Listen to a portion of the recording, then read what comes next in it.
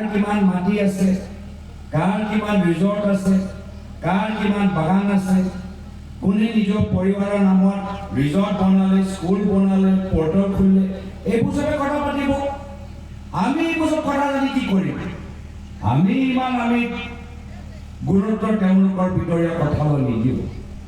কিন্তু হিমন্ত বিশ্ব শৰ্মা কিয় এটা চিক্ৰেট ফোন যোগেদি কেতিয়াবা কংগ্ৰেছৰ লগত কথা পাতে কি পৰৱৰ্তী দিনত কংগ্ৰেছৰ নেতৃত্বৰ চৰকাৰ আহিলে ৰাহুল গান্ধী ডাঙৰীয়াই আমাক নিৰ্দেশ দিছিল ছয়গাঁও সেই সভাত যে অসমৰ জনসাধাৰণে হিমন্ত বিশ্ব শৰ্মা ডাঙৰীয়াক জেলৰ ভিতৰত দেখিবলৈ বিচাৰে।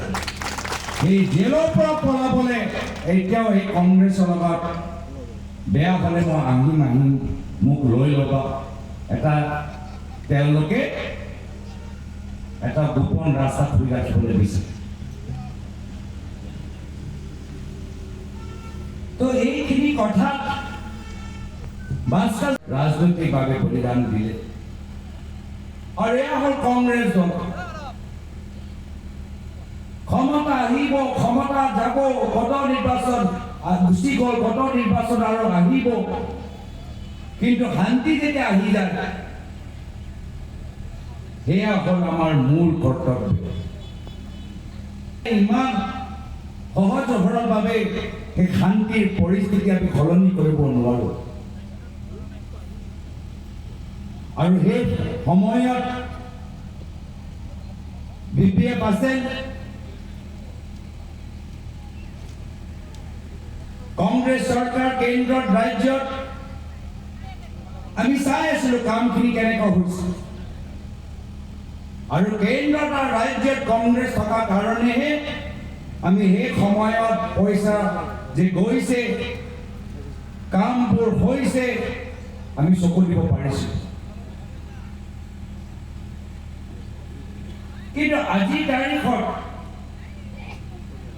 বৰ্তমানত কেন্দ্ৰত বিজেপি, ৰাজ্যত বিজেপি, আজি তেওঁলোকৰ কথা বতৰা এই একে উদাৰ ভাৱ মই দেখা নাপাওঁ, শুনা নাপাওঁ।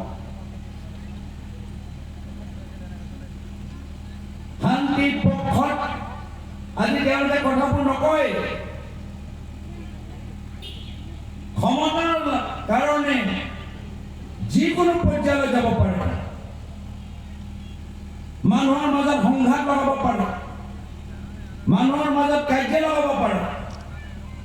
আৰু এতিয়া মাত্ৰ ক্ষমতাৰ কাৰণে মানুহৰ মাজত বন্দুক বিতৰণ কৰিবলৈ বিচাৰিছে। এয়া হ'ল হিমন্ত বিশ্ব শৰ্মা ডাঙৰীয়াৰ ৰাজনীতি। অসমৰ মানুহৰ মাজত বন্দুক বিতৰণ কৰি গুলীয়াগুলি হওক আৰু তেওঁলোকে নিজৰ ৰাজনৈতিক লাভ পাই থাকক, এয়া হৈছে তেওঁলোকৰ ৰাজনীতি। এতিয়া সিদ্ধান্ত আপোনালোকে ল'ব লাগিব। হিমন্ত বিশ্ব শৰ্মা ডাঙৰীয়া নিজৰ ল'ৰা হাতত বন্দুক নিদিয়ে।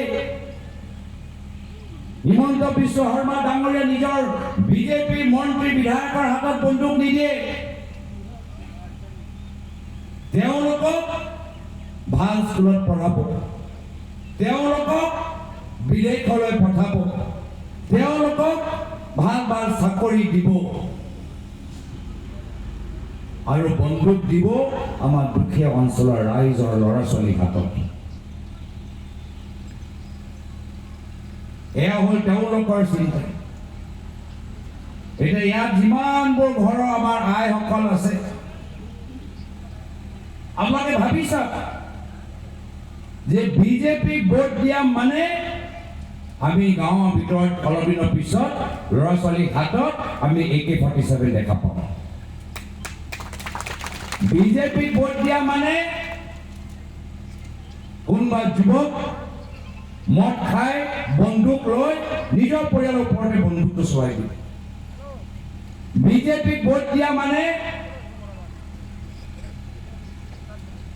কিছু সিন্ডিকেট কৰা মানুহবোৰ বন্দুক দেখাই আপোনালোকৰ পৰা আৰু সিন্ডিকেটৰ পইচা বিচাৰিব, আপোনালোকৰ পৰা চন্দা তুলিব, কালেকশ্যন ল'ব। এয়া হৈছে তেওঁলোকৰ নীতি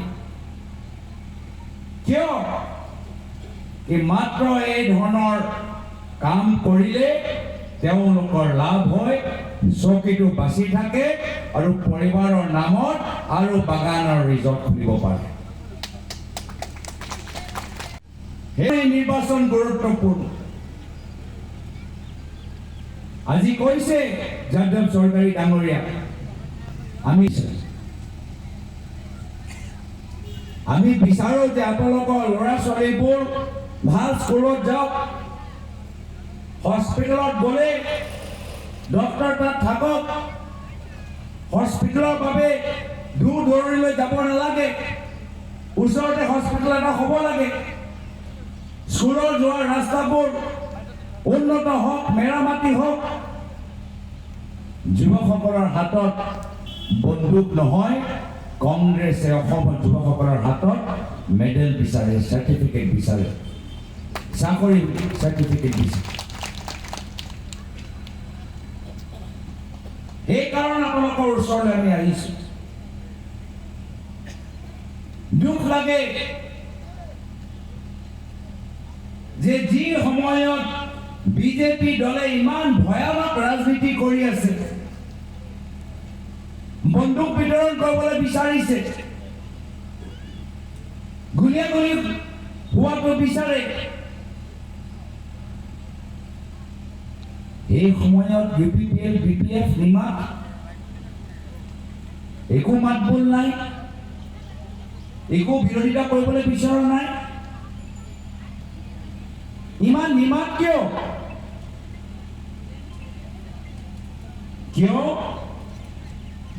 যিহেতু দুয়োজনৰ দলৰ ৰিমোট কণ্ট্ৰল আজি হিমন্ত বিশ্ব শৰ্মা ডাঙৰীয়া হাতত আছে হিমন্ত বিশ্ব শৰ্মা ডাঙৰীয়া তেওঁ হাতত তিনিটা ফোন এটা ফোন উঠাব বিজেপিৰ অমিত শ্বাহ ডাঙৰীয়াৰ লগত কথা পাতিব এইটো পকেটৰ পৰা ফোন উঠাব BPFৰ হাগ্ৰামা মহিলাই ডাঙৰীয়াৰ লগত কথা পাতিব পিছৰ পকেটৰ পৰা ফোন ওলাব UPPLৰ প্ৰমোদ বৰুৱাৰ লগত কথা পাতিব